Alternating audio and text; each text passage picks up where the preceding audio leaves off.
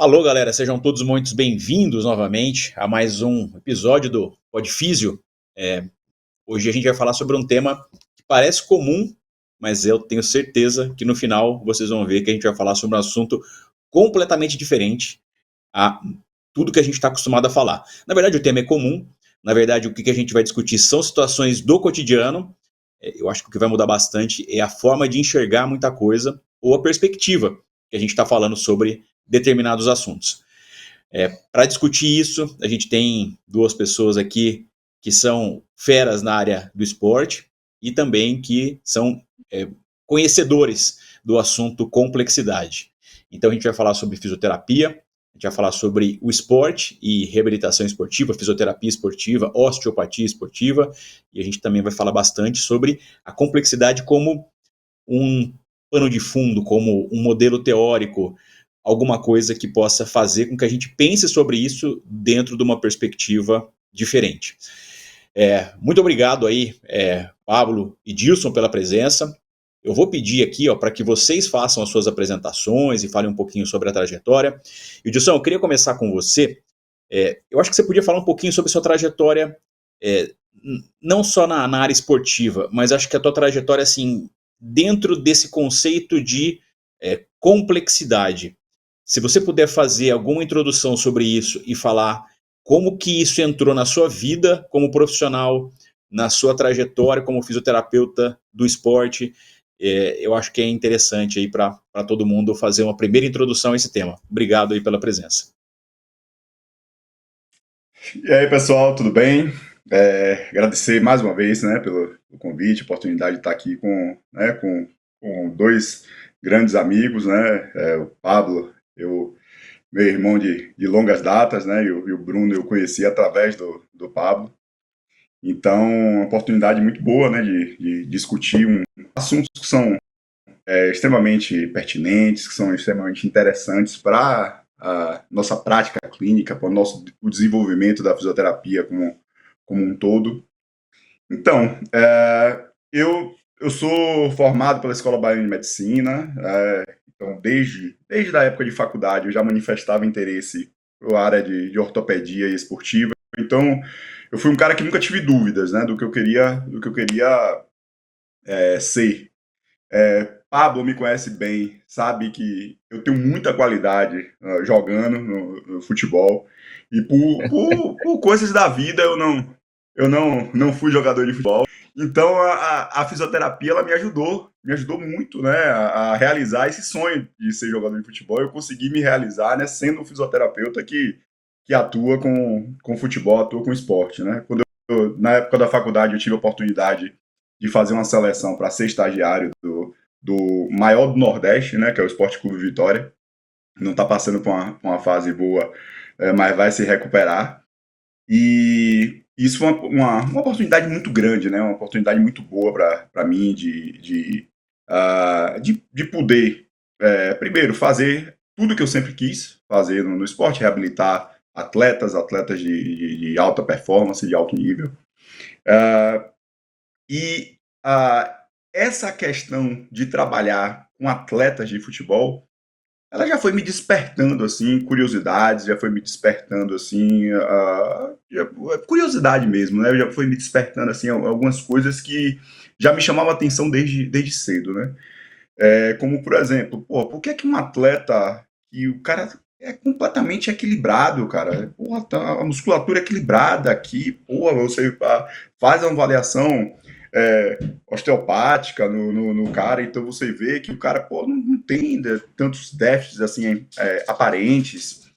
E esse cara, por que esse cara se machuca, cara? Por que esse cara machuca? De repente tem outro que não é o cara, como a gente diz lá em Salvador, né? O cara que é largado, um cara que não é tão dedicado. Cara que às vezes tem um déficit grande de desequilíbrio muscular e esse cara não se machuca, né? E ao mesmo tempo, eu sempre fui um cara, apesar de eu não sou pesquisador, não tenho nenhum artigo publicado, mas eu sempre tive uma relação muito íntima com a prática baseada em evidência, então sempre fui muito de estudar, de me dedicar. Então, a faculdade, assim, o meio para o final da faculdade, ele despertou uma vontade muito grande assim em estudar, em aprender, e como eu digo para as pessoas, uma vontade de ter respostas. Eu odeio a pessoa me perguntar algo que é da minha área e eu não saber responder. Isso é uma coisa assim que me tira, sabe? O que não é da minha área, eu não tenho problema nenhum em dizer, poxa, olha, não faço ideia do que seja, assim, mas o que é da minha área e eu não ter resposta para aquilo ali, para o que eu faço no dia a dia, isso é uma coisa que me deixa chateado, né? E aí essas questões com atletas, de uma forma geral, sempre me despertaram assim um interesse muito grande. Eu falei, pô, a impressão que eu tenho, Bruno e Pablo, é essa impressão que eu tinha, né? Era de um quebra-cabeça com peças faltando. Falei, pô, tem algo aqui que não faz sentido, tal. E uma coisa muito interessante, porque às vezes eu fico assim, eu fico, pô, como outras pessoas não têm essa inquietação também, velho? Como é que não sei, porra, não é possível, cara. Tipo, pô, eu vou fazer porque o professor me ensinou, eu vou fazer porque tá no livro, eu vou fazer porque a literatura manda, né? Então, isso foi me gerando uma inquietação, muita coisa assim. Eu falei, não faz sentido, isso aqui não é coerente, né, com o que se fala, tal. Mas é assim mesmo, a ciência muda a todo instante, a ciência é ável. Pô, esse jargão é muito legal, cara, mas pô, esse jargão não me dá resposta nenhuma, cara. Esse jargão não me explica nada, sabe que a ciência muda? Sim, a ciência muda, tá? O mundo é dinâmico, né? Então, eu posso dizer para vocês que o meu primeiro contato, minha primeiro contato assim com complexidade, com a ideia de complexidade, não vou nem dizer que é complexidade, mas com a ideia de complexidade, foi com um fisioterapeuta chamado Mendigúcia. Então, era uma época onde eu estudava muito sobre lesões musculares, sempre foi um ponto assim de estudo meu, eu sempre gostei demais sobre entender, né? Eu acho o mundo de lesões um mundo fascinante. Era algo também que era da minha prática diária, né, com atletas, né, seja no Vitória ou seja reabilitando atletas em clínica também. E o meu primeiro contato, cara, foi com esse artigo do Mendigúcia, onde o Mendigúcia ele já falava, eu lembro bem da frase que o Mendigúcia falava em um artigo. Ele dizia assim: é hora da gente sair dessa ideia cartesiana, unidirecional e reducionista e entender que as lesões elas não são causadas por um único fator. São vários fatores ali que eles se relacionam e culminam na lesão. Porra, aquilo ali eu falei, opa, aqui eu já começo a clarear mais um pouco, já começa a ficar mais compreensível para mim, já começa a ficar mais coerente para mim. Então eu disse, pô, que bacana isso aí, pô, são vários fatores e tal. Mas ainda assim é uma explicação, que é uma explicação, né, uma teórica diferente um pouco do que eu estava acostumado. Porque se a gente vê bem como a ciência era feita nessa época de 2012 para dos anos 2000, né, para frente, e até hoje, né? Os estudos são que esses estudos biomecânicos pegando uma única variável. Então, pronado causa lesão, valgo dinâmico causa lesão, fraqueza de core causa lesão, e uma loucura, né? Porque, assim, a ciência realmente é dinâmica, então toda hora muda, então, assim, comecei nessa época mesmo a ver que os desequilíbrios musculares, o isocinético, que sempre foi meio que um padrão ouro para dizer assim, pô, se tem desequilíbrio, o cara vai ter lesão muscular. Se tem um desequilíbrio ali de anterior para posterior, ou um déficit ali, mais de 10% entre uma perna e outra, o cara vai ter lesão. Eu via na minha prática que não era sempre assim. Vi déficits enormes e cara que não tinha lesão muscular. E aí começa a sair estudo no British Journal of Sport Medicine dizendo que o isocinético sozinho ele não é preditivo de lesão. Eu falei, porra, não é possível, cara. Não é possível isso e tal. E aí, em 2016, vem algo assim que foi divisor de águas para a minha vida, que foi realmente o estudo da Natália, do Sérgio, da Luciana de Michelis, que é o estudo talvez seja, né, eu arrisco a dizer, que foi o primeiro artigo assim de complexidade na fisioterapia. Tá?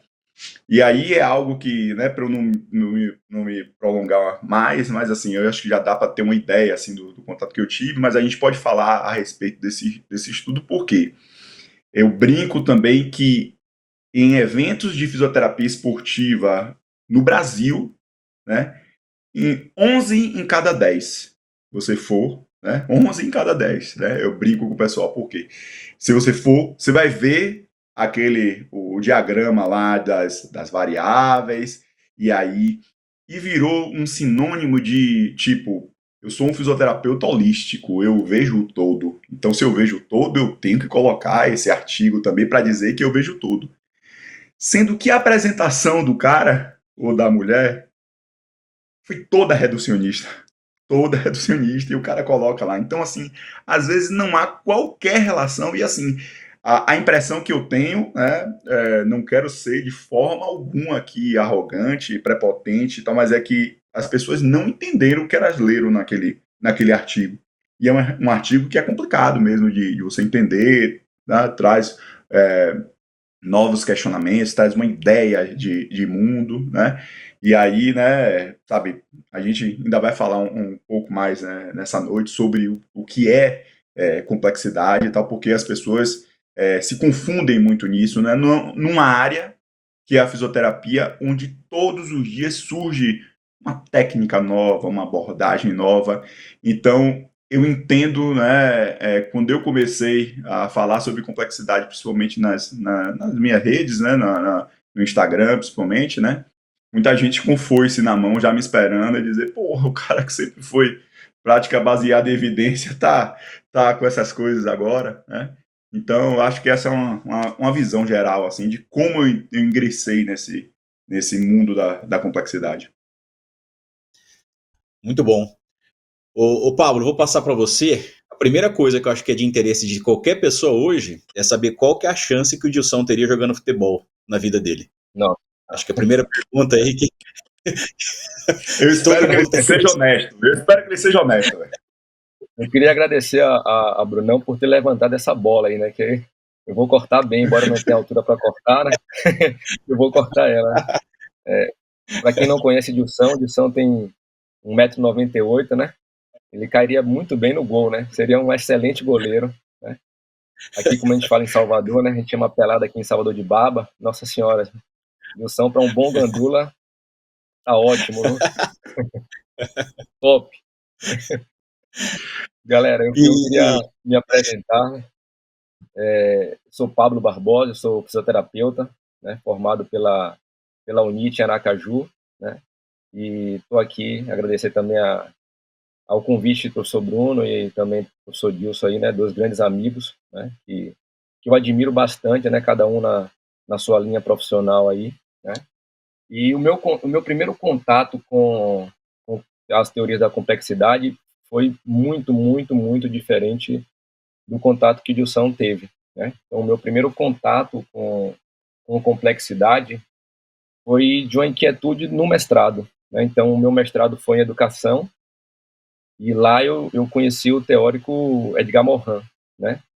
E filósofo, né, francês Edgar Morin, e ali eu conheci a teoria da complexidade e ali eu conheci também algo que me inquietava desde a época de estudante, né? Então, quando estudante, que a gente dava uma resposta na prova, se a resposta não fosse a que o professor queria, né, ou seja, no sentido que ele ensinou para a gente, então, de uma certa forma, a gente, dentro do contexto da educação, a gente é meio que adestrado a entender a disciplina, a matéria, como o professor passa para a gente, né, então a gente acaba tendo um viés muito forte do cara que está ali na frente, né, e isso me deu inquietude quando eu estava na condição de professor, né, onde eu via e lia as respostas de alunos que não coincidiam com a minha, mas que faziam todo sentido, né? E aí isso me remeteu também ao estudo da osteopatia, né? Quando eu aprendi na osteopatia as montagens de cadeia lesional e também durante muito tempo passei isso e como professor, né, as cadeias lesionais, como a gente monta as cadeias lesionais e tinha o entendimento de que várias cadeias lesionais montadas pelos meus alunos, pelos meus colegas, eram diferentes das minhas, mas que tinham todo sentido, né? Faziam todo sentido. Então aí eu comecei a me debruçar mais sobre as teorias da complexidade e comecei a estudar mais, né? Então esse foi o meu percurso, né? Eu conheço o Dilson há muito tempo, né? É meu amigo há muitos anos, e realmente isso que ele descreveu aqui é uma realidade, né? Dilson, quando eu vi Dilson estudando complexidade, falando sobre complexidade aí no Instagram, eu falei, cara, eu tô desconhecendo esse meu amigo, né? Porque Dilson sempre foi o cara PBE, né? O cara da ciência, embora e eu ouso dizer aqui assim que poucos cientistas, poucas pessoas que vivem da ciência conhecem tão bem e leem artigos e têm conhecimento de ciência como o Dilson tem, né? Então, às vezes, o cara trabalha com pesquisa, é pesquisador, publica artigo, mas o cara não lê e não tem profundidade de conhecimento quanto o Dilson tem. Então, na hora que eu vi Dilson falando sobre complexidade, eu falei, cara, esse cara agora enlouqueceu, porque ele está indo totalmente na contramão do que ele pregava, né? E na verdade não era na contramão do que ele pregava, na verdade é muito do que ele entende, do que ele sempre entendeu, né? Do que trazia inquietude para ele quando ele questionava um palestrante, quando ele questionava um artigo, era muito desse entendimento ainda que superficial da complexidade, que hoje ele tem uma profundidade de conhecimento para poder nos trazer esse mundo de informações sobre complexidade aqui. Perfeito. Ô Dilson, você acha que... Vou te dar um exemplo aqui, vamos ver se esse exemplo cabe. Você sabe o que eu percebo, assim, nesse sentido dessa confusão, às vezes, sobre complexidade e multivariáveis? Por exemplo, o pessoal da osteopatia, a osteopatia tem uma visão sistêmica. Então, quer dizer, a ideia é que, já que eu estou olhando para o paciente com uma visão mais sistêmica e aumentando a quantidade de variáveis que eu estou utilizando dentro do meu raciocínio clínico, às vezes a pessoa acha que isso por si só já determina que eu esteja trabalhando dentro de uma teoria ou pensamento complexo. E acho que não é por aí, né, Dilson? Pelo menos não é só por aí. Então, se você puder falar sobre... Não é porque você está avaliando muitas variáveis que você não precisa, que você não está necessariamente tendo um pensamento reducionista, né? Então, o que muda do que a gente chama de pensamento complexo ou pensamento reducionista dentro do ponto de vista mesmo clínico? Então, essa pergunta é muito interessante porque assim, eu acho que vai dar uma base assim para tudo que a gente discutir, né? Primeiro, algumas questões. O que me atraiu em complexidade foi justamente enxergar a complexidade como ciência também, tá? Talvez se não tivesse essa possibilidade, eu ficasse mais reticente, eu ficasse com o pé atrás, eu falasse, porra, velho, sabe? Só uma visão teórica, tal, porra, isso não me preenche também, isso não me satisfaz. Mas a gente precisa voltar um pouquinho, né, para lá em 1948, que era a época onde os primeiros computadores foram criados, a cibernética estava em alta, né? Então, assim, o que a cibernética sempre propus, né? É você reduzir o fenômeno estudado à sua informação e à sua transmissão. Então, é o modelo black box, onde você tem uma entrada e uma saída, tá? Entrada proporcional à saída. Então, se a entrada foi informação X, essa informação ela vai sofrer algum processo lá dentro da caixa, mas ela vai sair Y. Mas existe uma explicação por que essa entrada se transformou numa saída diferente, né? Seja por mecanismo de feedback, né? Seja qual for a explicação. Então, esse modelo cético, ele foi o modelo que deu todo o suporte para o que a gente tem hoje do modelo biomédico, tá? Então, o modelo biomédico, o indivíduo ele fica doente por conta de uma bactéria X, por conta de um vírus Y, tal. Então, precisa tomar um medicamento tal para curar isso, tal. Então, não é uma visão, né, do todo, não é uma visão holística, tá?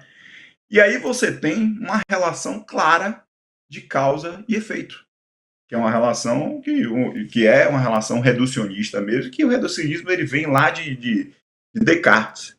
O reducionismo ele vem, né, com a proposta de você pegar uma parte do todo e a partir do entendimento dessa parte você compreender o todo.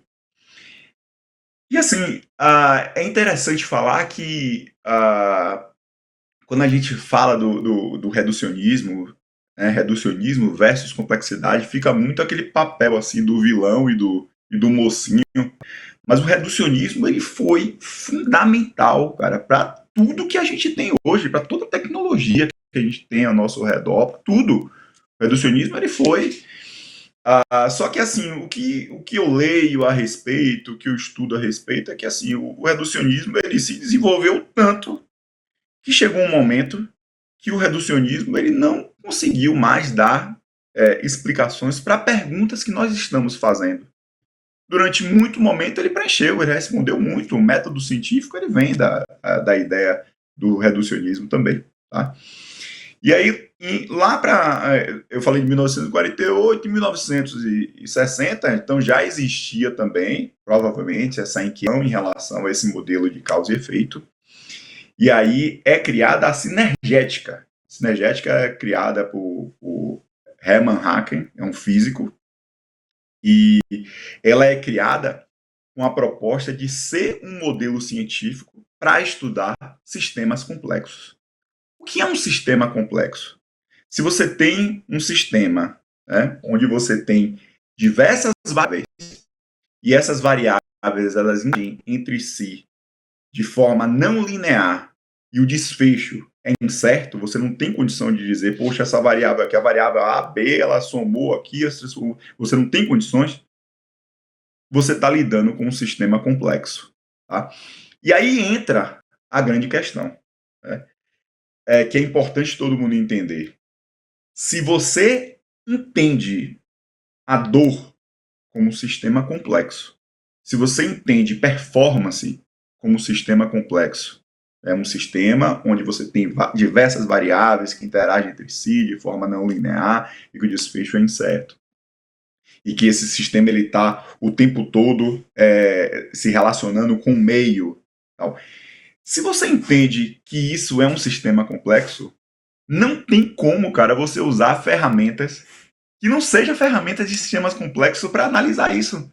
Se você usa ferramentas reducionistas esperando uma relação de causa e efeito para uma situação onde não tem causa e efeito, você vai ter problemas. Porque você uma hora vai encontrar uma resposta, outra hora você vai encontrar uma resposta diferente, e os resultados eles vão ser cada vez mais conflitantes. Tá? Esses resultados eles não vão levar em consideração as características individuais. Né? Eu não estou falando de médias. Eu não estou falando de você pegar uma população inteira e dizer assim, poxa, a média é tanto, então toda essa população... Não. Em osteopatia vocês sabem isso o tempo inteiro. Quando você avalia cada indivíduo, ele apresenta uma resposta completamente diferente. Então, cada indivíduo apresenta uma resposta diferente.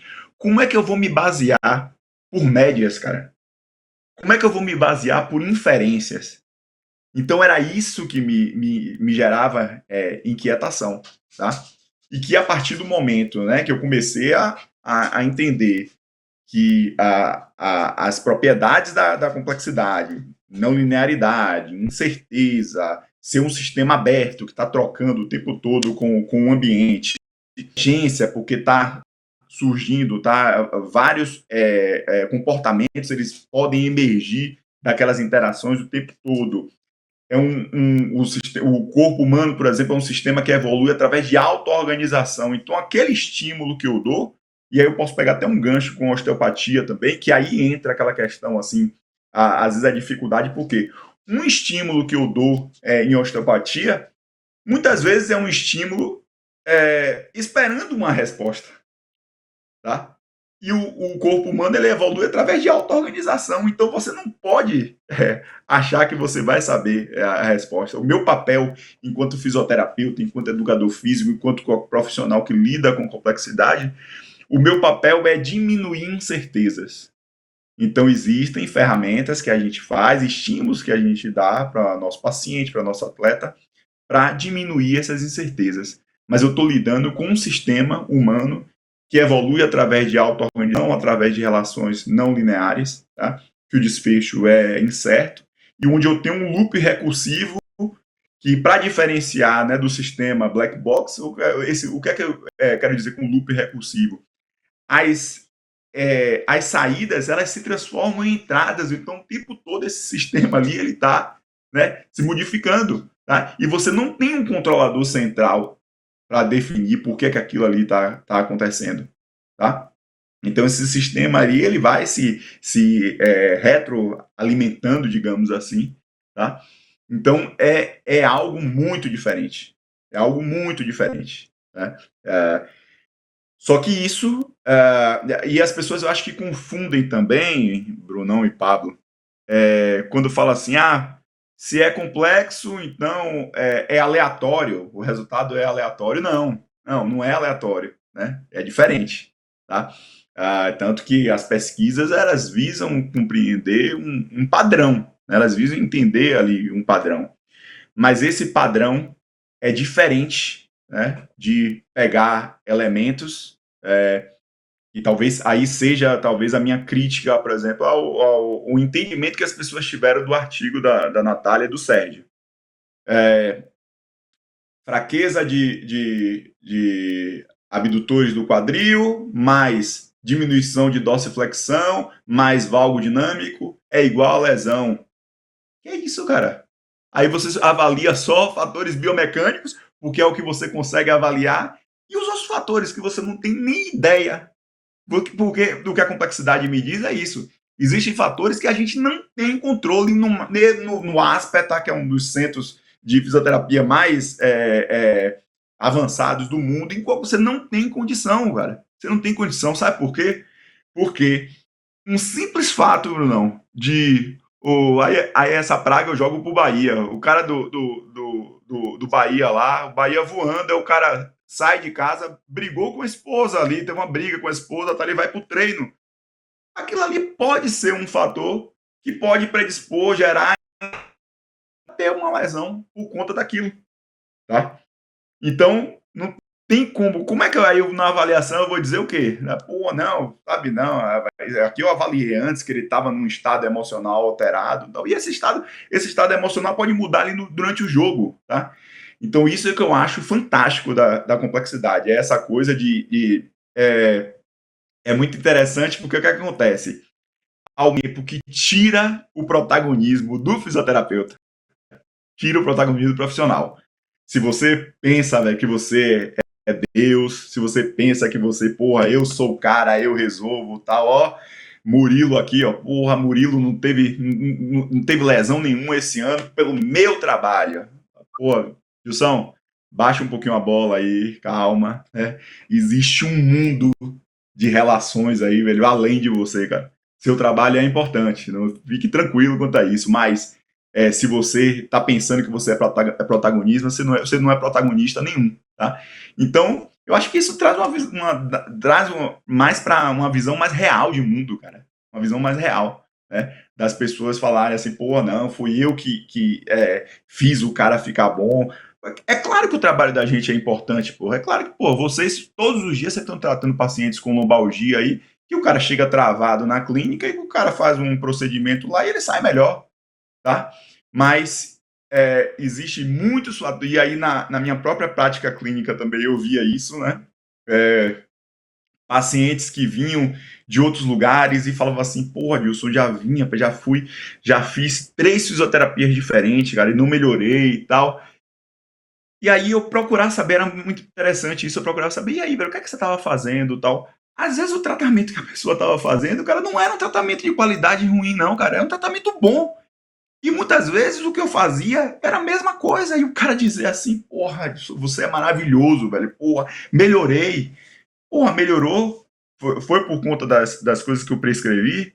Ou de repente não foi uma forma de acolher melhor? É um cara que, porra, de repente ele se sentiu confiante comigo, né? Fala, porra, rapaz, a forma com que o Dilson fala comigo aqui, rapaz, porra, eu sinto mais confiante e tal. Ou de repente foi um outro momento de vida do cara. O cara tava num momento de vida lá, fazendo fisioterapia em outros lugares, desenrolou os nós que ele tinha na vida aí, quando chegou para mim, já chegou a nossa situação, tá? Então, isso é muito legal, velho. Isso é muito legal. É reconhecer que nós somos, velho, né? Somos ali um grãozinho de areia no processo também, tá? Temos nossa importância, mas deixamos de ser protagonistas. Ô, Pablo, eu queria pegar um gancho nisso e fazer uma pergunta também, saber, na verdade, a tua opinião. Dentro da área que você falou que a complexidade foi descoberta na tua vida, dentro da parte de ensino. Olha lá. Hoje, cada vez mais o ensino está voltado para o modelo reducionista, quer dizer, as especialidades elas estão cada vez mais olhando, né, em cima de o mínimo possível de variáveis. E por quê? Porque isso facilita a compreensão. Quer dizer, eu simplifico todo o processo, a compreensão fica muito mais fácil a partir daí, e isso dá muito mais conforto e segurança, inclusive, para quem vai atuar dentro daquele nível, dentro daquela camada, etc.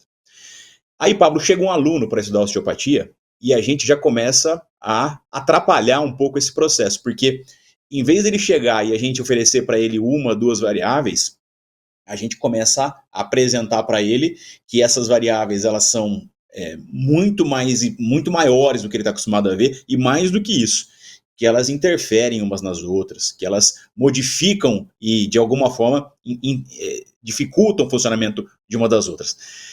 Aí, Pablo, entra no que você acabou de falar, assim, né? Como é que a gente cria um mecanismo para que isso fique mais confortável para alguém estudar? Cadeias lesionais. Então eu vou simplificar o processo para você, vou pegar esse mundo de coisa e vou simplificar para você e vou te apresentar isso em cadeias. Aí agora você está chegando aqui falando assim para mim, ó, não é você que está falando isso, cara, isso é uma tendência que a gente já vê, todo mundo falando isso, que as cadeias lesionais elas não podem ser observadas da maneira como elas são apresentadas, né, como um mecanismo repetitivo e sempre que se organiza sempre da mesma forma. Qual que é o caminho, então, para um cara que estuda osteopatia conseguir aprender, desenvolver e praticar isso com algum tipo de conforto, ou isso nunca vai ser feito com conforto? Eu acho que nunca vai ser feito com conforto, né? Quando eu falo sair da zona de conforto, de acomodação, ela é fundamental, a inquietude é fundamental para as transformações na vida, né? Então, como fisioterapeuta, eu me sinto o profissional que vai ajudar o paciente também a conhecer, a identificar um pouquinho desses processos, alguma das partes desses processos, né? No entendimento também de que nós não somos a soma das partes só, né? Nós somos a interação entre elas, e as interações entre elas nunca são lineares, né? Quando a gente pensa também no contexto da educação, o quanto que a gente tem que desconstruir os processos, né? Para construir novos processos, né? Porque a gente estuda tudo na caixinha, né? Então a gente estuda anatomia, depois a gente estuda biomecânica, depois fisiologia, e aí depois a gente tenta juntar isso tudo lá na frente, e na hora que a gente tenta juntar isso tudo lá na frente é que acontece o grande problema, né? Então nós todos da área de saúde viemos de uma formação, entre aspas, generalistas, né? E que depois nos colocam num caminho da especialidade, de enxergar apenas uma parte do processo, né? Então, dentro dessa dinâmica da osteopatia, o quanto que as cadeias lesionais sempre foram condições de inquietude para mim, né? Assim, como que eu posso enxergar que sempre um cara que tem uma entorse por inversão, a fíbula vai descer, e aí o bíceps femoral vai puxar a fíbula para cima. Então, dentro daquela entorse por inversão, eu tenho uma complexidade de dinâmicas de várias articulações no tornozelo e pé, né? Composto por vários ligamentos, por várias estruturas. Então, a gente só contextualizando aqui as questões anatômicas, biomecânicas, neurofisiológicas, e quando a gente coloca isso daí com a interação com o meio, né? E aí, quando a gente fala com a interação com o meio, eu acho que o Dilson foi muito feliz, né? No sentido de que o meio não se restringe, por exemplo, ao meio físico, no sentido do tipo de piso, do tipo de calçado, mas o meio que também a gente considera são as questões de ordem emocional também, né? Quando essas questões de ordem emocional estão interagindo diretamente com o que o paciente chega com a queixa no consultório, né? Seja esse paciente um atleta ou um não atleta, né? Então, quando a gente olha também para as questões do olhar para o atleta, né? Então, a gente enxerga muito o gestual da função, né? Como é que a gente pode realizar um exercício para aquele gestual da função e, de repente, como é que a gente vai conseguir trabalhar aquele exercício e fazer com que aquele aprendizado motor seja realizado dentro de uma partida que tem mais complexidade ou menos complexidade, né? Vai lá, Dilson. Sobre isso que Pablo falou, é muito interessante eu fazer um complemento, né? Sobre o trabalho de uma espanhola, né? Do grupo catalão, chamado Natália Balaguer. Natália Balaguer é um dos grandes expoentes da complexidade, né? Uma mulher realmente assim à frente ao tempo dela. É impressionante, né? E a Natália Balaguer, ela introduziu o conceito de escalas em complexidade, onde você tem, né, a escala mais baixa é a escala dos genes, das células, e aí você tem essas escalas, elas vão subindo, a escala dos tecidos, a escala dos órgãos, depois a escala dos órgãos, a escala do ser humano, né? E vários seres humanos interagindo entre si é uma outra escala. Essas escalas, em complexidade, a gente usa um termo chamado de elas são aninhadas. O que é ser aninhadas? Elas têm comunicação entre elas, tá? Então, precisa ficar muito claro que a célula é um sistema complexo, assim como um time de futebol ou um jogo de futebol é um sistema complexo também, onde você tem diversas interações que estão ocorrendo ali, tá? Então, isso é muito interessante, porque, assim, às vezes, muita gente pensa, né, que quando a gente está fazendo, de repente, algo, de repente eu estou utilizando, sei lá, um laser no tecido ali, no ligamento, fala, e ali, ó, fala tanto de complexidade, está sendo reducionista porque tá tratando ali, sabe? E não é absolutamente nada disso. São pessoas que assim não tiveram oportunidade de ter o conhecimento ainda para si, mas você tem escalas, né? E aí o que a Natália Balaguer fala é que assim, quanto menor a escala, menos informações você vai ter sobre um comportamento, tá? Então você não tem condições de dizer assim, poxa, né, isso aqui aconteceu porque a célula, né? Porque você sabe que aquela célula ali é um sistema complexo e as relações ali são infinitas, tá? Então você não pode atribuir uma relação de causa e efeito por conta daquela célula ali, tá? Então você tem várias escalas e cada escala dessa é um sistema complexo diferente. Pablo, quer complementar o que você estava falando? Eu quero sim, eu acho que é exatamente isso que o Gilson trouxe para a gente, né? Então, quando ele fala também da questão das células, né? Então a gente sabe que, por exemplo, desde de um exercício, né?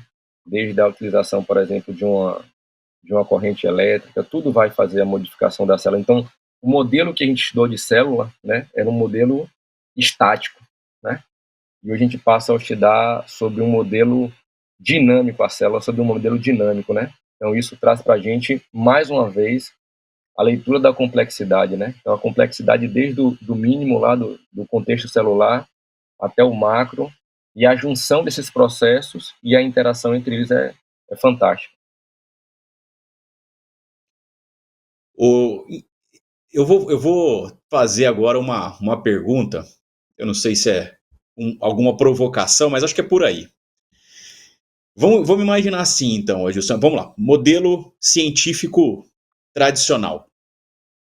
Para analisar um evento, esse evento é analisado a partir de uma variável específica ou duas variáveis específicas e se faz uma observação e a partir da observação que é feito um tratamento estatístico e um resultado probabilístico sobre o quanto que essa variável vai interferir ou não dentro de um fato final. Então, no final das contas, o que a gente tem não é também uma condição de perspectiva de certo e errado, é um modelo probabilístico que fala assim, ó, eu acredito que a partir desse resultado isso aqui vai interferir mais de 95% das vezes, no modelo padrão geral, né, menos de 95% das vezes, meio que assim que é construído isso. Como que isso é feito? Principalmente a partir de instrumentos de medida, testes específicos, métodos de análise que vão conseguir transformar isso e dar para a gente algum tipo de número, uma condição específica, um marcador específico.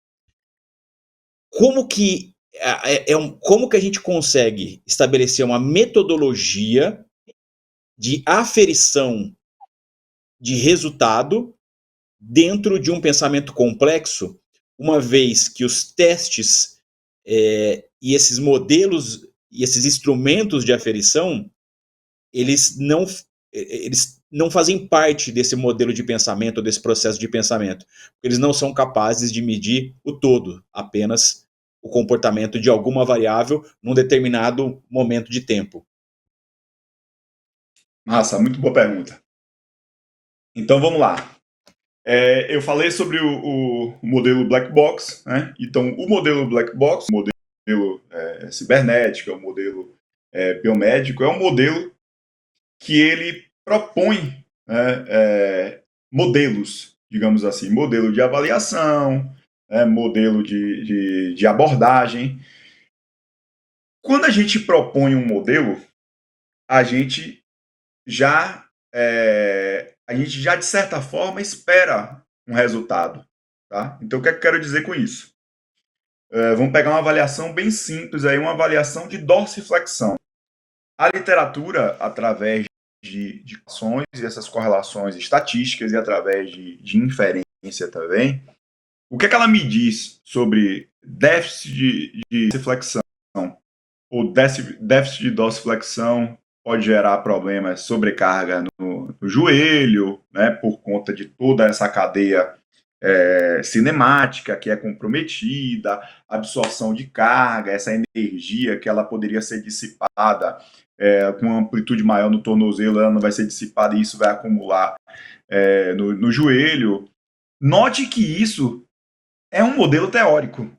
Isso aí é uma ideia que se tem, né? E aí, como é que faz? Como é que eu posso comprovar essa ideia? Eu vou para os estudos, eu vou pegar uma amostra aqui de 1.000 indivíduos, de 100 indivíduos, como é que esses indivíduos se comportam.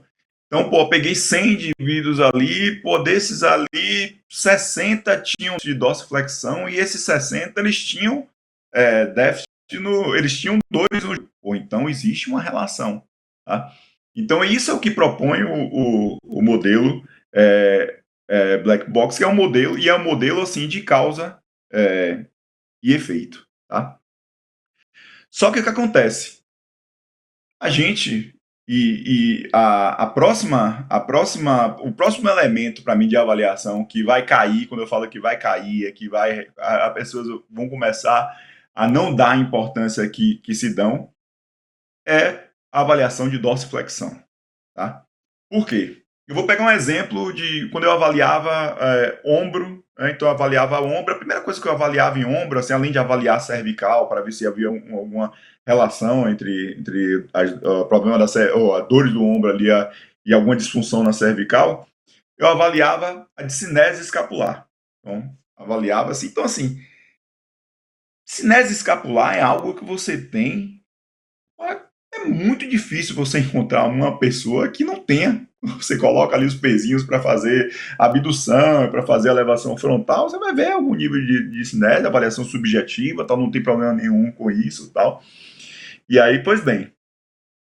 Então, na minha avaliação, eu dizia, poxa, olha que discinese, filmava, mostrava o paciente, pô, olha assim, o nível de discinese e tal, pô, aqui, ó, provavelmente tem uma fraqueza de trapézio inferior, não está estabilizando bem essa escápula, olha a borda medial da escápula, como ela está totalmente descolada no gradil costal, isso aqui, pô, o romboide, o serrátil não está segurando aqui essa escápula, vamos trabalhar isso. Só que aí tem questões que o fisioterapeuta, ele meio que se recusa a discutir, tá? Quantos desses pacientes realmente mudaram a cinemática depois do tratamento? Cara, os meus, a maioria continuava e, porra, o cara, Dilson, muito obrigado, irmão. Porra, tô ótimo, você é fera, tal. Então, eu não posso dizer, aí é uma inferência que eu faço, eu não posso dizer que era a mecânica errada que estava causando as dores do cara, tá? E a própria ciência tem esses conflitos o tempo inteiro, tá? E aí a gente vai para a complexidade. A complexidade, ela entende que são vários fatores que interagem entre si, e aí entra o Sérgio Fonseca, que é o cara que faz parte desse artigo também, e eu arrisco a dizer que o Sérgio Fonseca é um dos caras mais importantes em termos de complexidade para a fisioterapia, porque assim, eu não conheço assim, nenhum cara que seja tão um expoente quanto ele, né? Um cara que publica da UFMG, então ele publica muito por lá, faz estudos de complexidade lá. E o Sérgio tem uma fala muito interessante, onde ele diz o seguinte: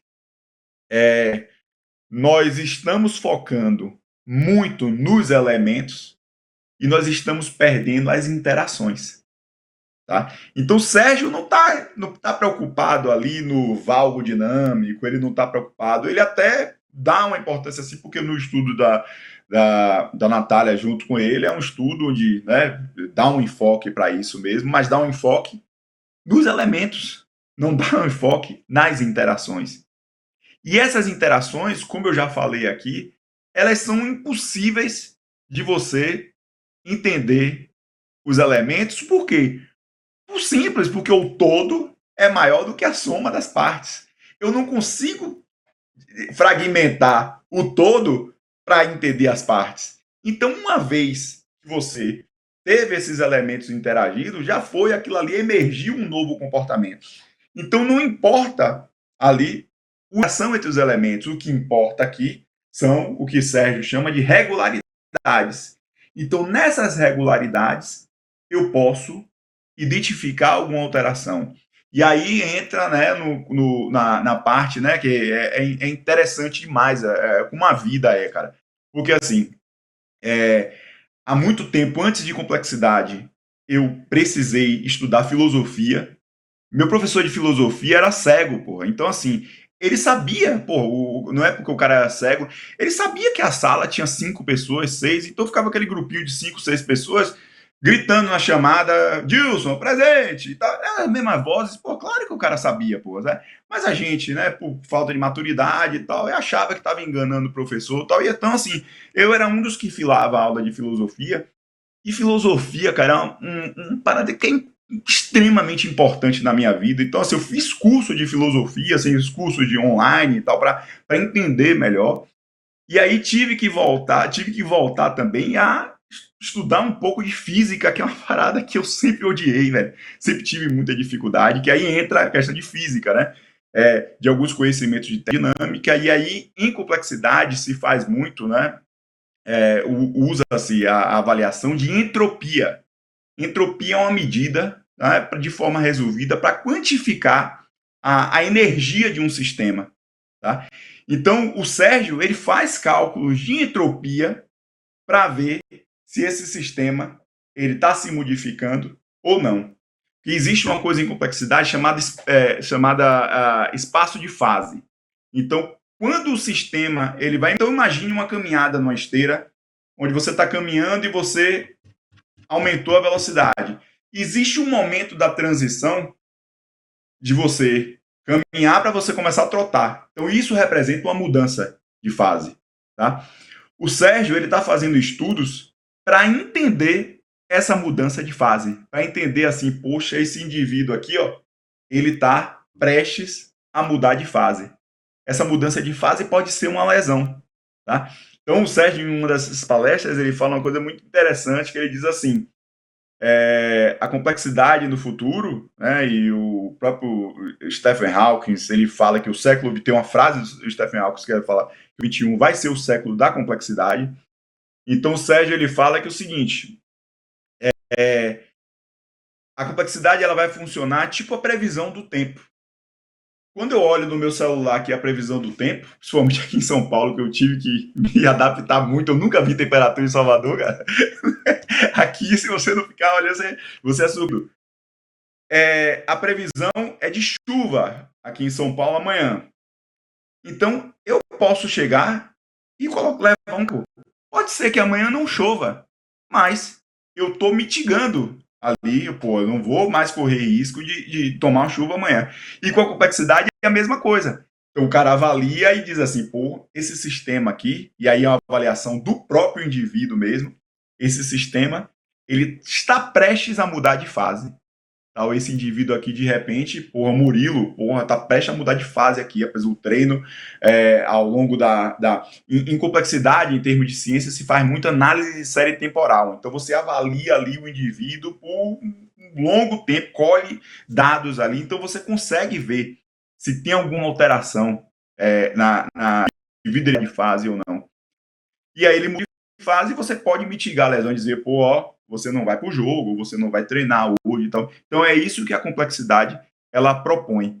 Qual é a diferença? Sem dizer, rapaz, ali não fez mobilidade hoje, por isso que machucou. Rapaz, tá com uma musculatura fraca. Não é isso por quê? Não são os elementos que importam, véio. Existem elementos que a gente não tem condição de identificar, que são fatores emocionais, que são fatores do ambiente, né? Existem inúmeros fatores que a gente não vai conseguir identificar, tá? Mas a gente consegue identificar um nível, né? As interações, o resultado dessas interações, que são as regularidades.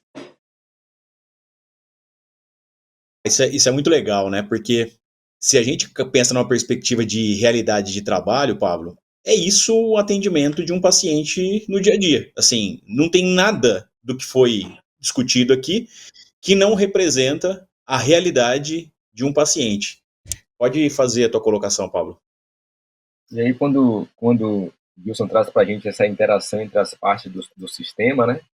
A gente vê isso claramente aqui, então vou puxar o link aqui para uma parte da osteopatia que não é nem o que o podcast está se propondo fazer, que é da osteopatia pediátrica, né? Então, quando a gente fala assim, que a gente vai avaliar a criança e da real necessidade do pai e da mãe estarem presentes, né, se possível, logicamente, estarem presentes no processo de avaliação, no processo de entendimento de que aquele sistema ali, aquele sistema no que eu digo, não é o sistema a criança, mas o sistema a família. E que depois a gente percebe que na avaliação daquele sistema não se restringe somente a o pai e a mãe, né?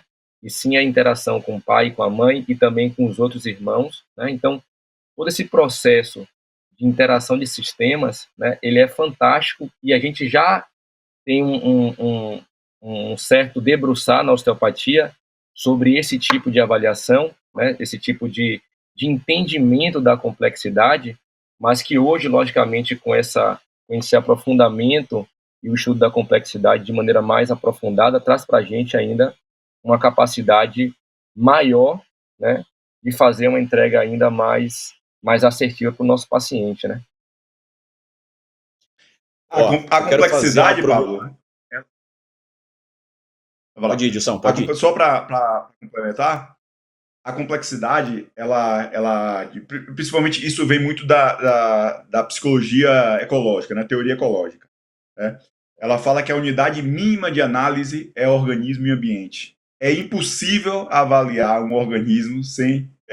Então, organismo e ambiente, eles são mútuos, recíprocos e indissociáveis, tá? Então, isso é muito interessante de falar, porque a gente houve uma evolução muito grande também. Então, assim, o behaviorismo, ele imperou durante muito tempo, né? E aí o cognitivismo também, né, é o que impera até hoje. Então, assim, a ideia do cognitivismo é a ideia que impera hoje, que é do cérebro-computador. Então, o cérebro ele tem um computador, ele tem a capacidade de armazenar informações, então é um cérebro que constrói padrões. E aí, para confrontar o behaviorismo, você tem a psicologia, a ecoloterapia, ou a teoria ecológica, e você tem também o enativismo. Então, tanto teoria ecológica quanto enativismo, ele defende essa questão do indivíduo com o meio. Tá? Tem coisas que eu evito até falar na internet, porque assim, senão vai dizer assim, velho, Dilson ficou maluco de vez, né? Dilson pirou e tal, mas assim, é muito difícil pra gente, cara, a gente pensar assim, mas pô, como assim? Mas como é que o corpo responde sem essa resposta passar pelo processamento cerebral, né? E aí existem algumas questões, como por exemplo, né, uma reação de endireitamento, de uma lesão, uma entorse de tornozelo que você virou o pé e voltou. Se você. Uma lesão de ligamento cruzado, por exemplo, ela acontece em 40 milissegundos. Então você teria, para você ter uma resposta do cérebro e do cérebro mandar outro impulso para corrigir aquela lesão, você gastaria no mínimo 120. Então não tem condições do cérebro processar isso. Então a resposta ela é corpórea, o próprio corpo, né, através de uma rede de tensegridade, ela responde já através de experiências já vividas, tá?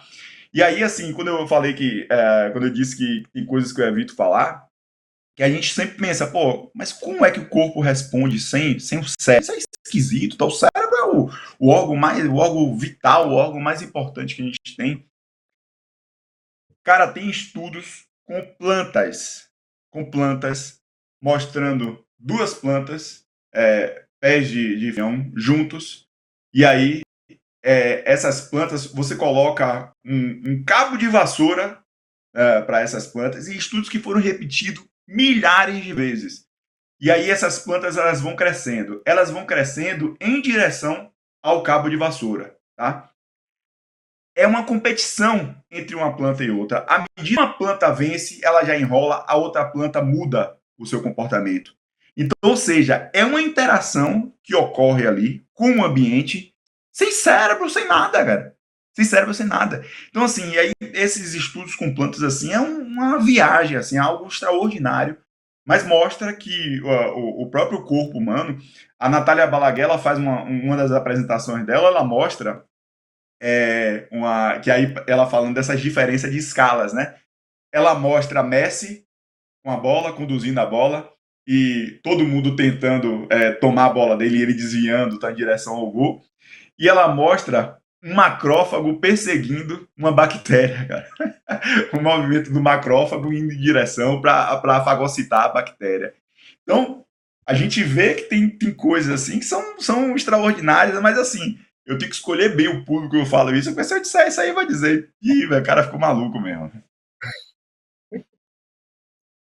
Eu queria dar sequência, e eu queria fazer uma pergunta aí, mais de ordem prática mesmo do dia a dia, e algum tipo de confrontamento mesmo com isso tudo aí dentro da vida real. Ô Pablo, primeiro para você. A gente está imaginando aqui que para avaliar para medir determinado tipo de comportamento, etc., quando você usa uma variável, ou quando você usa as variáveis de maneira meio que isoladas e não interagindo umas com as outras, esse processo aí ele é passível de erro, né? Pelo menos de erro naquele momento onde ele está sendo feito. E aí, Pablo, eu sei o tempo que você é professor universitário e você avalia seus alunos com provas que medem conhecimento específico de uma determinada variável num determinado momento de tempo, e como que essa medida de prova ainda pode ser usada, ou se você acredita que essa medida de prova é um preditivo, é algum tipo de marcador, ou pode ser usado para determinar conhecimento. E se ela não for, o que é? Eu não acredito, né, nessa medida, embora eu tenha que dançar conforme a música, né?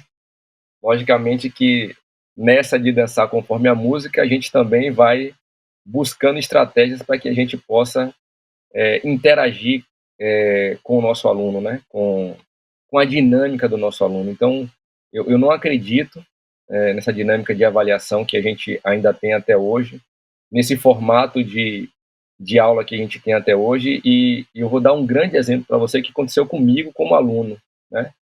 Então, comigo como aluno, na minha prova, se não me engano, do quarto ou do quinto ano, do terceiro ou do quarto ano, eu fiz uma prova, o professor, um espanhol, né? E aí, quando eu finalizei a prova, eu finalizei, e a prova foi mal, a prova prática, né? E ele me chamou, ele me deu a nota, me disse qual era a minha nota da prova prática, e ele me aprovou, né? Ele disse assim: você está aprovado, você tem um coração de osteopata, né? O quanto que aquilo reverberou positivamente para mim, né? No entendimento de que estava passando por um processo, e ele entendeu que eu estava passando por um processo difícil de vida, e ele entendeu que eu tinha qualidades como aluno para poder superar aquele momento, né? Então, eu não vejo que esse modelo que nós temos ainda é o melhor modelo de avaliação. Sei que esse é o modelo que nós temos e que nós precisamos, né, dentro, logicamente, de um contexto institucional, fazer valer, né? Mas a gente precisa ter um entendimento da gestão de complexidade de um aluno, né, de uma outra forma, né? Eu dou aula, por exemplo, para alunos que fazem cursos noturnos de fisioterapia, que fazem cursos diurnos, o entendimento de que cada aluno ele vai interagir com a formação de maneira diferente, né? Então, eu tive um caso de um aluno que eu acho bem interessante também, que o sonho do pai dele é que ele tivesse um filho que estudasse na faculdade. O pai não estudou na faculdade. O pai não teve a possibilidade de estudar, né? E esse aluno ficava inquieto porque durante as aulas ele dormia, né? Ele dormia durante muito tempo nas aulas, assim, e era difícil, né? Ele falou: professor, no dia que eu chamei ele no canto e fui meio que dar um puxão de orelha nele, né? Ele disse: professor, eu tô aqui concretizando um sonho de um cara que não teve a possibilidade, não foi a capacidade, a possibilidade de cursar um ensino superior. Mas um cara que fez de tudo para que eu chegasse aqui. E não está sendo fácil, né? E aí ele me pediu para que eu pudesse deixar ele gravar a aula, né? Porque ele me disse que no percurso para a faculdade e às vezes no trabalho ele colocava o fone de ouvido naquele momento que ele estudava, né? Então, como a gente pode compreender e dar uma prova para um aluno e para um outro aluno que tem uma outra possibilidade de vida, a gente mensurar da mesma forma, né? Então, basicamente, o contexto da equidade, como é que a gente vai avaliar esse aluno, como é que a gente vai avaliar o sistema educacional, como é que a gente avalia a gente como professor, né? Como professor, como fisioterapeuta, né? Então, o entendimento do todo, ele é fundamental e é importante, né? E tem um caso muito interessante que eu ouvi recentemente, né? De um professor de matemática. Esse caso foi muito interessante, né? Que ele disse que ele reprovou, a aluna perdeu em todas as unidades e que na recuperação, né, do colégio, essa aluna, ele fez a prova mais possível para poder essa aluna passar e ainda assim essa aluna perdeu, mas ele precisava colocar a aluna para frente, precisava tocar para frente, essa aluna passou, ele fez a aluna passar. Lá na frente, essa aluna se transformou em uma das mais famosas profissionais da medicina do país, né? Então, ele disse assim: eu poderia ter colocado para baixo a carreira de uma das maiores médicas do país, né? Então, é esse o processo, é sobre isso o entendimento não só da complexidade, é sobre isso o entendimento, eu acho que da vida, né? Eu acho que a complexidade ela vai trazer para a gente exatamente essas respostas que e muito tempo a gente tentou e não conseguiu. E aqui, mais uma vez, a gente não está, de maneira alguma, desprezando o conhecimento científico. O conhecimento científico, ele é e continua sendo extremamente válido para a gente, né? Mas agora, logicamente, como tudo na vida, sobre uma outra dinâmica, sobre um outro pensamento, que a gente possa, mais uma vez, evoluir no sentido positivo da palavra, né? E eu estou aqui levantando o problema exatamente porque quando a gente começa a falar sobre tudo isso, acho que uma das coisas que o Dilson comentou lá é o sentido, né?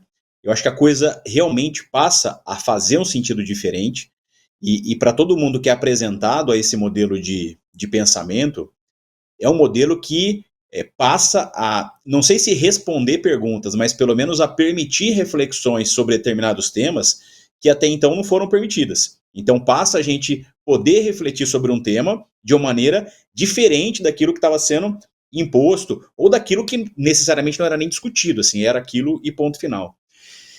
E essa questão desse levantamento de problema, assim, da relação disso com o mundo real, quando eu estou querendo dizer mundo real, é uma prova de uma universidade. E aí, Dilson, assim, jogando um pouco essa coisa, a mesma coisa do mundo real dentro do teu trabalho, né, do trabalho que você desenvolve hoje, como que uma pessoa que estuda, acredita, trabalha dentro de um sistema de pensamento complexo, interagir com um time de futebol, e aqui eu vou falar posso estar falando uma grande besteira, mas que normalmente tem uma comissão técnica de maneira que talvez em maioria ainda use marcadores reducionistas para poder medir e trabalhar dentro do seu sistema de trabalho. Como que é possível criar uma estratégia de harmonia de trabalho e fazer isso realmente gerar fruto, benefício para o atleta, né, que está ali no meio disso? Então, Brunão, esse foi um grande desafio, né? O que eu achei bacana, assim, desse encontro da gente, é que ficou muito claro, né? Eu acho que não houve nenhum momento, assim, que algum de nós tenhamos nos confundido em relação ao entendimento da complexidade enquanto técnica, sabe? Você falou muito bem. A complexidade é uma visão de mundo, cara. É uma visão de mundo, é uma ciência, é uma forma, é uma perspectiva de enxergar problemas complexos, tá? Então, isso tem o seu lado mais complicado. Para mim, eu acho que exigiu muita coragem, tá? Eu cheguei aqui em São Paulo com o Murilo, utilizando a abordagem tradicional mesmo com o Murilo, tá? E de repente eu começo a estudar, eu tenho um pouco mais de um ano estudando complexidade. Quando eu falo estudando, consumindo, todos os dias, lendo livro, podcast e tal, e porque, sabe, é algo que tem um significado para mim. Mas eu não tenho nenhum problema em dizer isso, que assim, eu fiquei meio temeroso em relação a, falei, pô, eu estou tratando um cara do altíssimo nível, um cara que não tem histórico de lesão, tá? E de repente eu proponho uma mudança de abordagem com esse cara, e eu não tinha receio são os exercícios de complexidade que vão gerar, vão fazer, não. Eu tinha medo de opiniões externas, o que é que, pô, até o próprio Murilo, né, o que é que podia pensar a respeito, por dizer, pô, Dilson, comecei a gente mudou a abordagem aí, pô, meu rendimento caiu, pode fazer alguma associação do tipo, né? Mas eu penso muito nessa questão, velho, sabe, velho, de propósito e de ideal de cada ser humano, sabe? Eu acho que nesse momento aqui, se eu estivesse trabalhando com o Murilo numa abordagem, né, tradicional e estudando tanto como eu estou estudando sobre complexidade, pô, a minha cabeça ia ficar, né, ia ficar um trevo, como se fala no futebol, né? Mas confesso para você que tem as dificuldades, né? Por exemplo, avaliação pré-temporada. A avaliação pré-temporada, a minha avaliação pré-temporada, sempre foi uma avaliação totalmente reducionista. Tá? Uma avaliação tradicional. Então, eu tenho dinamômetro de mão, são testes funcionais. E aí precisa ficar muito claro para quem está assistindo o porquê dos testes, né? Então, eu gosto muito de fazer um exercício para as pessoas. Eu dou um exemplo com o Murilo. Eu tenho 105 quilos, eu faço musculação desde sempre, nunca tomei anabolizantes como o Pablo já tomou, e aí isso é importante a gente frisar, né? E, fora a brincadeira, mas assim, quando eu faço algum trabalho com o Murilo, volto, fazer trabalho, às vezes até lá em Salvador mesmo, para ele possa tomar a bola, então ele tomar a bola de mim, Murilo, ele me tira da bola, e olha que você tá falando com um cara que quase foi jogador de futebol, velho. Ele me tira da bola como se eu fosse uma criança, pô. Por quê? De nada adianta a força que eu tenho. Murilo não pega o mesmo que eu pego num supino. Murilo não, eu arrisco a dizer que Murilo não pega. Paulo não vai acreditar que eu treino perna, né? Porque ele não vale nada esse cara. Mas Murilo não pega, talvez, a carga que eu pego num treino de perna. Essa força, ela é contextual, tá? Então não adianta uma força analítica, onde eu falo, então não adianta também eu avaliar aquela força ali no dinamômetro, caramba, esse cara tem forte, se a força que eu vou precisar no futebol é outro tipo de força, cara, tá? Um outro exemplo, se eu pegar digamos, eu pego um nadador que tem um VO2, né, igual a eu tive essa experiência também, um grande amigo meu, que é goleiro do Criciúma, Gustavo, uma vez eu levei Gustavo para surfar.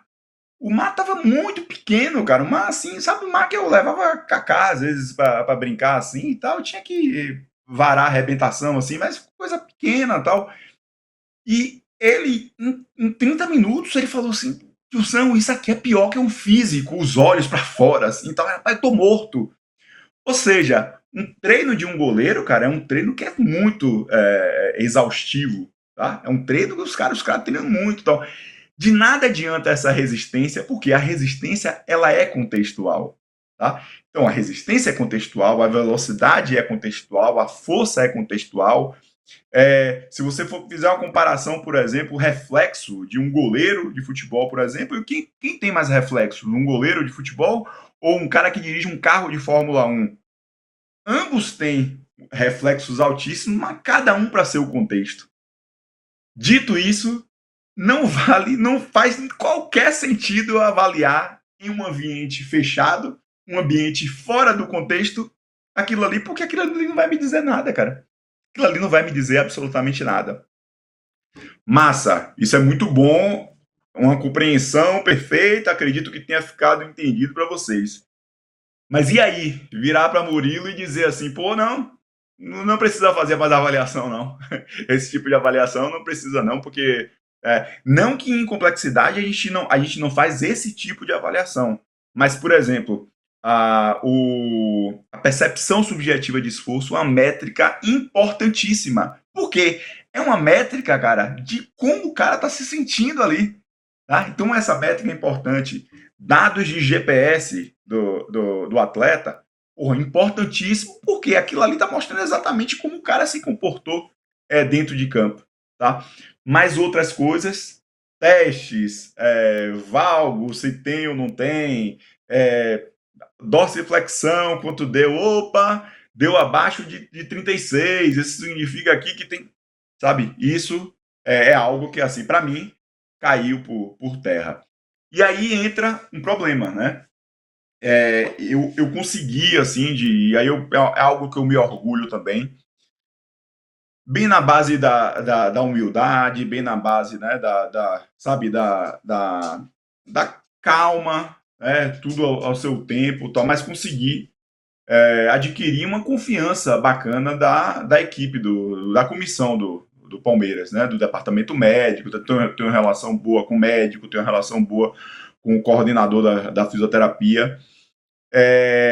E Murilo, por outro lado, também ajuda muito, porque assim, é um cara que é família, é um cara que é extremamente disciplinado, é um cara que é extremamente trabalhador.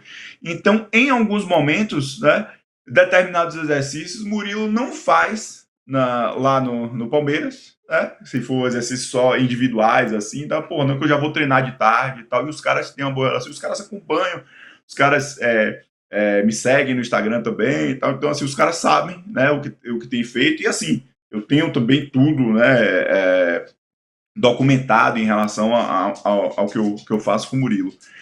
Mas, no futebol, isso vale a pena falar também, é que é o seguinte, você tem muita gente de complexidade. Mourinho é um cara que trabalha com complexidade. Rafael Pou, que é o cara, é o auxiliar de Luiz Henrique do PSG, é um cara que trabalha com complexidade. O ex-preparador físico do Mônaco é um cara que trabalha com complexidade. E, para surpresa de muita gente, o treino em campo é um treino que ele segue muita coisa do que a complexidade prega. Por quê? O campo, ele é um sistema de aprendizagem. Então, no campo não tem aqui, ó, você vai fazer isso aqui, porque no jogo. Não, porque no jogo é um contexto diferente. Então, o que acontece? No jogo, o que se faz no campo é tentar criar um ambiente muito próximo do jogo.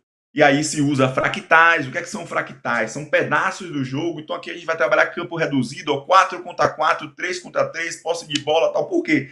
São situações que envolvem o mesmo contexto. Então, o que eu estou falando de contexto? É campo, bola, né? Chuteira, tá? Um oponente contra o outro, tal. Então, ele preserva, né, elementos perceptivos. Claro que elementos perceptivos como a pressão, torcida, questões emocionais, elas não estão presentes. E aí entra a discussão, por exemplo, do pênalti, tá? Será que a gente consegue treinar pênalti? Pênalti é uma situação, cara, que ela é única. A pressão que existe ali quando o cara está cobrando pênalti, você nunca vai conseguir fazer com que isso seja eu consiga transferir isso, eu consiga mimetizar isso em um treino, tá? Então, tem muitos elementos da complexidade, muitos elementos mesmo, tá? Que se fazem. Então, o treino que hoje que se faz é um treino voltado para sistema complexo, tirando aquele treino analítico que cada vez mais ele tem saído aí de cena, né? Mas, quando o cara vai para a academia, o corpo ele deixa de ser um sistema de aprendizagem. Aí o pensamento é o pensamento de Descartes, que é o pensamento do homem-máquina. Então é o pensamento do quê? É o fitness americano. Quanto mais força, quanto mais velocidade, melhor.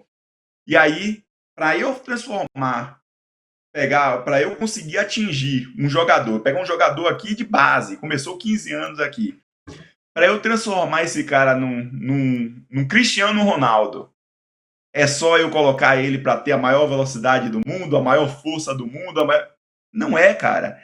É uma série de habilidades que elas são coordenadas e que fazem parte de uma série de vivências que esse indivíduo ele teve ao longo da vida dele. Como é que esse indivíduo lidou com frustrações, como é que esse indivíduo ele encara aquela coisa a vontade de ser jogador de futebol, elementos físicos também, né? Que precisa ter boas valências físicas também, mas é muito mais como isso é coordenado do que simplesmente trabalhar cada variável daquela de uma forma individualizada. Por quê? Porque o todo ele é maior do que a soma das partes. Se fosse assim, a gente teria 200 mil Cristiano Ronaldo, 200 mil Neymar, só que o fitness americano, por exemplo, ele é muito forte nisso.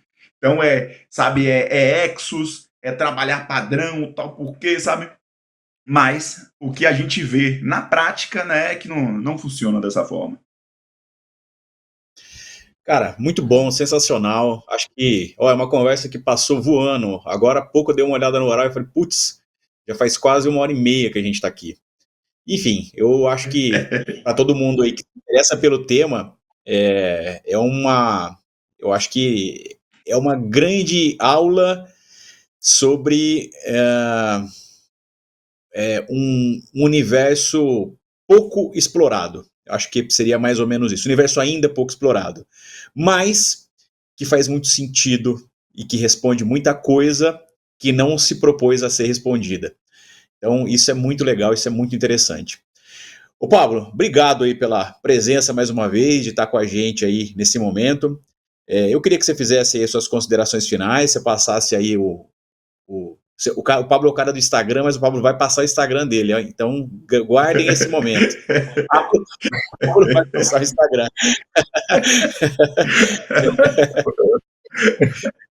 Eu vou começar E pelo aproveita, Instagram. e aproveita, Pablo, e fala assim, né, em relação às considerações finais, onde que um aluno ou um paciente, o que ele poderia fazer para poder saber um pouco mais sobre complexidade? Eu vou começar pelo meu Instagram, né? Meu Instagram que não é pessoal, que é o Instagram da clínica, que é o fisiocore.salvador. Então esse é o Instagram que eu mexo um pouco, né? Então fiquem à vontade aí em me seguir. Eu acho que para começar a estudar teoria da complexidade é importante a gente beber da fonte, né? Do Edgar Morin. Eu acho que é um papel importante, né? A gente estudar um pouquinho, conhecer quem foi ele, conhecer um pouquinho sobre as teorias da complexidade, né? Teorias sistêmicas que são vários, não são sinônimos, mas são várias possibilidades de a gente conhecer os sistemas complexos, né? Eu acho que vale muito a pena, tenho muita certeza que vale a pena aí vocês seguirem o Instagram de Dilson, que ele vai deixar aqui.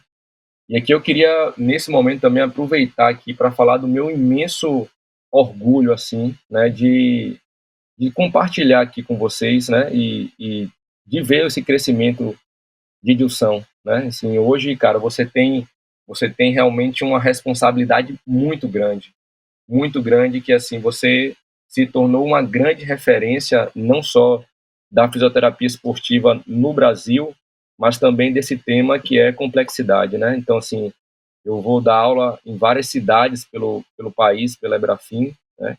E eu vejo a galera ali seguindo, eu vejo a galera falando de você. Quando eu falo do seu nome na aula, os fisioterapeutas já lhe conhecem, já conhecem o seu trabalho. Então, eu queria falar da alegria que eu vejo, assim, que eu tenho em ver o seu crescimento profissional. Que você é merecedor realmente de tudo isso que você está passando, que você está crescendo mais e que seu voo vai ainda muito mais longe do que você imagina, né?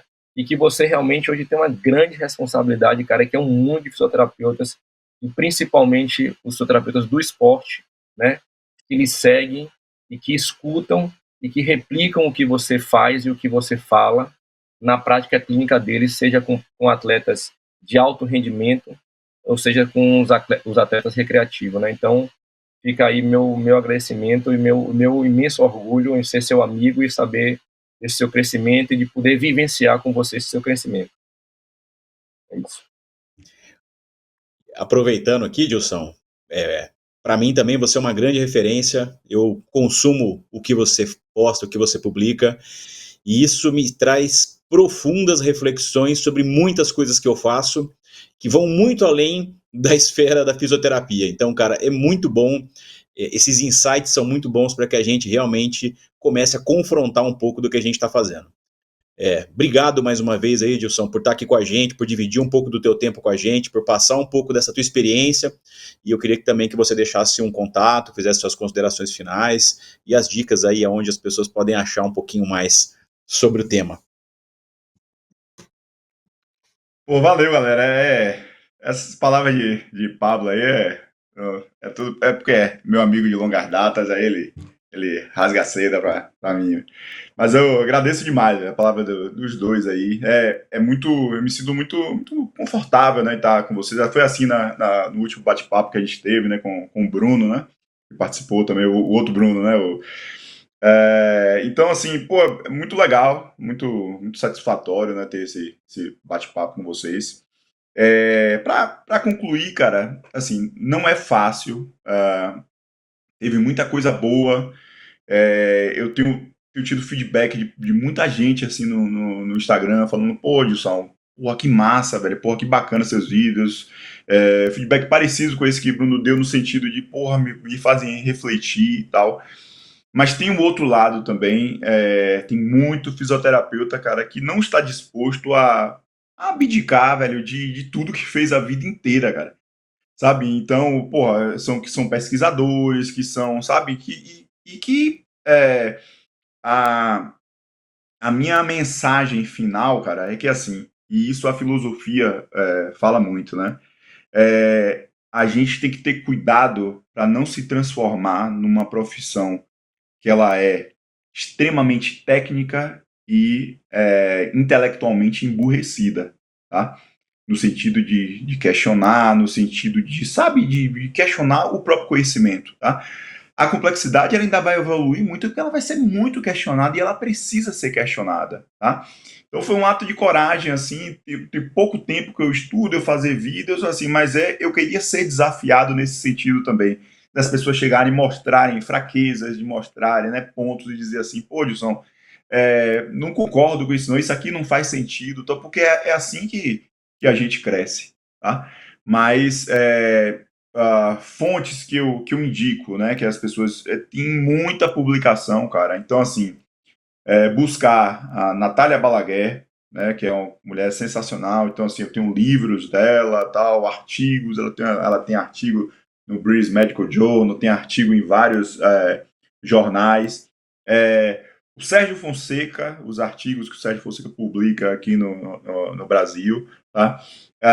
O Duarte, que é um português, o Kit Davis, que é um cara também que é extraordinário, o Robbie Gray. Então você tem muita gente boa falando em complexidade, você tem podcast. Aqui no Brasil, eu indico 2 caras. Então, um é o David Macena, que foi o cara que eu fiz a formação, que o Thiago fez a formação também. É um cara que tem uma bagagem absurda, conhece demais, né? E indico o Derek também, né, de Juiz de Fora, que é um cara também que eu fiz curso com ele também, que é outro cara também que conhece muito. Então, desde que eu comecei a estudar complexidade, eu meio que fiz um planejamento, né? Eu fiz, primeiro eu vou começar a ouvir. Então, ouvir de quem sabe. Então, passei o tempo ouvindo, tal, e aí, agora eu já tenho condições de buscar as minhas referências, tá? Então, eu vou buscando minhas referências, vou estudando os meus livros e artigos, tal, para chegar um momento onde eu consiga ter capacidade de questionar o próprio conhecimento, né? Eu dizer assim, pô, olha, isso aqui eu não concordo, eu vou por esse lado, então eu já estou me aproximando ainda faltam muitos degraus para subir, mas eu estou me aproximando ainda, eu já estou me aproximando disso aí para questionar o conhecimento, porque o objetivo, cara, é fazer algo que faça sentido na sua vida. Então eu falo para as pessoas, eu falo, meus vídeos aqui, cara, meu Instagram é fechado, meus vídeos aqui são vídeos que eu faço para meus amigos, tal, quem eu quiser lá, pô, tá enchendo o saco, eu excluo da minha rede e tal. Então, sabe, não tenho intenção de ser influência, não tenho intenção de ser nada. Mas eu encontrei algo que faz sentido para mim. Algo que, sabe, que me dá tesão em estudar, algo que me deixa assim motivado, tal, pô, antes de dormir ali, eu vou lá e vou ler alguma coisa, tal, porque é algo que faz sentido para mim. Faz sentido para vocês também? Porra, eu fico muito feliz, velho. Mas se não faz, cara, a vida segue, cara. A vida segue e tal. E, como última mensagem, a complexidade ela não é um conhecimento da fisioterapia. Isso precisa ficar muito claro. A complexidade ela é utilizada em medicina, em economia, em ciências políticas, em vários campos aí, em várias áreas diferentes. E é uma perspectiva, uma visão de mundo diferente. Maravilha. É isso aí, pessoal. E esse conteúdo que a gente faz aqui também é para vocês. É realmente para criar esse tipo de dúvida, de desconforto e de perspectiva. Eu acho que é uma soma de tudo isso. Então, obrigado por todo mundo aí que está com a gente, que está acompanhando esse trabalho. Comentem, curtam, compartilhem, deem sugestões, façam críticas, façam perguntas. Esse conteúdo é realmente para que a gente possa ouvi-los também e receber o feedback aí de todo mundo que está assistindo isso. Dilson, Pablão, obrigado, valeu, galera, até a próxima.